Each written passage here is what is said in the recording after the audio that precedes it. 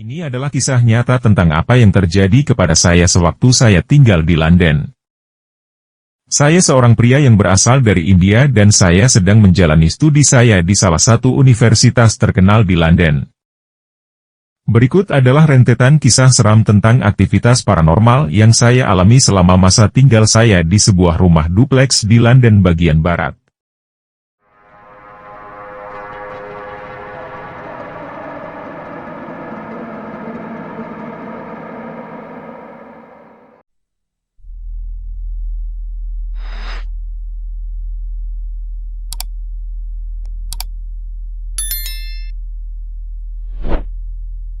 Semua ini berawal sejak saya dan 3 teman saya pindah ke sebuah rumah yang memiliki 3 kamar tidur yang sangat layak dan berada di dekat London Barat. Rumah 2 lantai dengan ruang tamu dan dapur di bagian bawahnya itu berlokasi sangat dekat dengan Bandara Heathrow. Beberapa minggu awal sejak kami tinggal di sana, semua berjalan baik-baik saja. Tapi memang ada sesuatu tentang rumah itu yang membuat saya merasa tidak enak.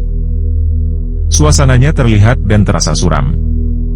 Kami lalu mencoba menerangi ruangan di rumah itu dengan memasang lampu LED 20 watt, tetapi sayangnya itu tidak membantu meringankan perasaan itu. Suatu malam, saya dan 2 teman lainnya sedang menjelajahi YouTube. Saat itu sekitar pukul 2 pagi. Dan setelah mengikuti serangkaian tautan, kami akhirnya berhenti pada video di mana seorang wanita Muslim Indonesia sedang diruqyah oleh seorang pria. Pria itu mengucapkan beberapa kata dalam bahasa Arab kepada wanita tersebut dan wanita itu mulai merintih sambil mengeluarkan suara laki-laki. Setelah sekitar 5 menit kami menonton video itu, kami mulai mendengar ada suara tangisan wanita dari ruang tamu di bawah. Suara yang awalnya redup perlahan-lahan berubah menjadi suara teriakan tajam yang kami tidak tahan mendengarnya. Beberapa detik kemudian suara setan wanita itu kembali berteriak dan kemudian berhenti. Hal itu terus berulang sampai sekitar 4 kali dan saya langsung menutup laptop seperti biasa. Begitu laptop itu ditutup, suara itu juga berhenti dengan seketika. Kami semua terkejut dan kami turun ke bawah untuk memeriksanya. Tapi kami sama sekali tidak menemukan apa-apa di sana. Kami semua sangat ketakutan dan tidak ada yang tidur malam itu. Sejak malam itu setiap hari sekitar pukul 2.30 pagi saya selalu mendengar suara wanita itu menangis. Hal itu terjadi setiap hari di waktu yang tepat sama. Saya merasa ketakutan sepanjang minggu itu, karena saya satu-satunya orang yang mendengar tangisannya sedangkan 2 teman saya tidak pernah mendengarnya. Setelah beberapa minggu akhirnya saya kembali normal. Dan saya pikir karena entitas ini tidak melakukan hal yang berbahaya maka kami baik-baik saja. Ternyata pikiran saya ini adalah kesalahan besar, karena aktivitas ini berubah menjadi serangkaian mimpi buruk selama 3 bulan berikutnya. Suatu malam saya sedang sendirian di ruang tamu bawah, karena saya memiliki tugas yang harus diselesaikan minggu depan. Jam sudah menunjukkan pukul 2.30 pagi dan saya berharap untuk mendengar suara tangisan itu lagi. Tetapi tidak ada yang terjadi. Sampai jam mencapai pukul 2.47 pagi, saya merasa ada seseorang mondar-mandir dengan gelisah di samping saya. Saya bersumpah bisa mencium sebuah aroma dan mendengar langkahnya, tetapi saya tidak bisa melihatnya. Saya bangkit dan mulai berjalan menghampirinya, dan entitas itu terdengar berjalan menuju dapur. Ketika saya masuk ke dapur saya melihat sendok-sendok yang tergantung di engsel bergerak berayun-ayun. Seperti terkena hembusan angin kencang sehingga membuat mereka bergoyang dari posisinya. Disinilah saya sekarang yakin bahwa ada aktivitas supranatural di rumah kami. Suatu malam di waktu yang sama, saya dan teman saya sedang duduk-duduk di ruang tamu dan kami sedang bermain lempar bola di mana kami melemparkan bola melintasi ruang tamu. Tiba-tiba saya kembali merasa ada seseorang yang berjalan di sekitar ruang tamu. Dan kali ini saya tidak sendirian. Teman saya juga merasakannya. Dalam sekitar 5 detik, kami mencium bau yang paling busuk yang pernah kami alami. Itu seperti bau daging yang sudah membusuk dan baunya semakin busuk dan menyengat. Kami berdua lalu berlari ke arahnya untuk mengusirnya, tetapi bau itu tetap ada di sana dan tercium untuk waktu yang lama. Kejadian-kejadian ini terus berlanjut. Sampai selama sekitar 1 bulan kemudian, suatu kejadian yang tidak terduga terjadi. Kebetulan saya sedang tidak berada di rumah hari itu. 2 teman saya berada di rumah bersama seorang pria penghuni baru. Pria baru ini menggantikan pria sebelumnya yang tinggal di kamar tidur yang berbeda. Sekitar pukul 5 sore pria baru ini tertidur pulas di ruang tamu. Kedua teman saya sedang duduk di sofa sambil menonton TV, saat tiba-tiba pria itu terbangun dengan tangan dan kakinya semua terpilin. Pria itu mulai berteriak dengan suara wanita yang memiliki logat Inggris. Teman-teman saya ketakutan bukan kepalang.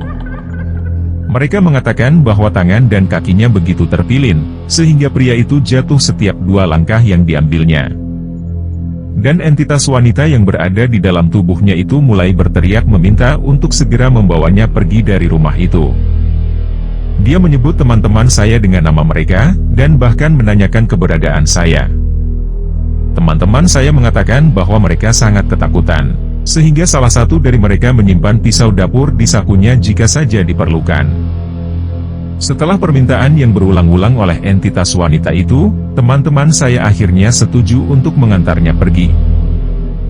Entitas wanita ini mengatakan bahwa dia ingin pergi ke suatu tempat di mana suaminya tinggal. Teman-teman saya mengetahui tempat yang dimaksud itu dan setuju untuk membawanya ke sana. Tetapi sesampainya di sana mereka hanya menemukan taman bermain yang besar di tempat itu. Beruntungnya yang mengemudikan mobil saat itu adalah salah satu dari teman saya yang taat dalam beragama Islam. Diam-diam dia memiliki rencana lain.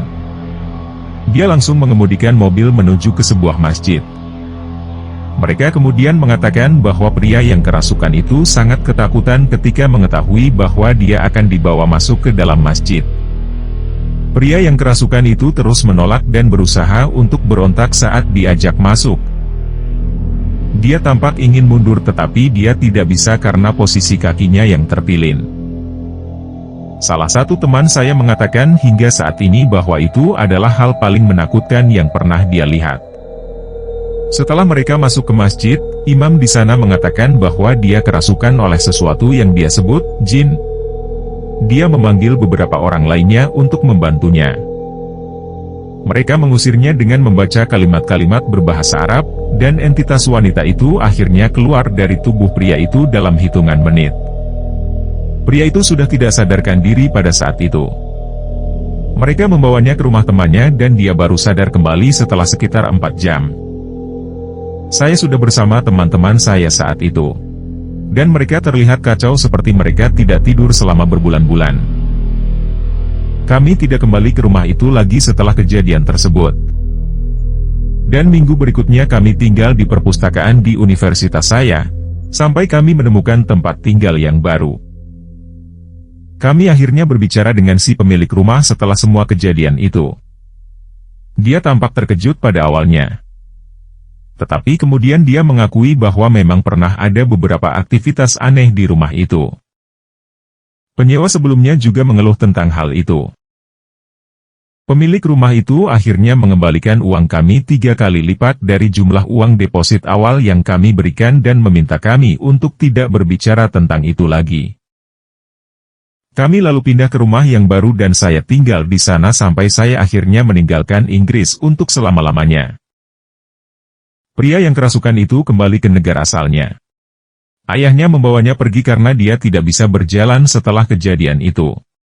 Dia juga tidak pernah menghubungi kami sejak hari itu. Saya pikir meskipun entitas itu tidak menyakiti saya dan 2 teman saya yang lainnya. Namun beban emosional yang ditimbulkannya pada kami adalah di luar bayangan. Saya kehilangan 80% rambut saya dalam periode itu karena stres, dan terutama karena saya tidak bisa tidur bahkan hanya untuk sekedar 2 jam. Teman saya yang muslim kehilangan pekerjaannya yang gajinya besar, karena dia tidak bisa konsentrasi pada pekerjaannya, dan teman saya lainnya akhirnya putus dengan pacarnya yang telah dia jalin selama 8 tahun. Hal ini dan apapun itu telah mengubah hidup kami dan telah mengguncang sistem kepercayaan kami. Sampai hari saya menulis ini, Saya masih bertanya-tanya mengapa jin itu tidak menguasai saya atau kedua teman saya dan hanya masuk ke tubuh pria baru itu. Sampai saat ini saya belum mengetahui jawabannya. Saya berharap suatu hari saya bisa mendapatkan jawaban atas pertanyaan itu.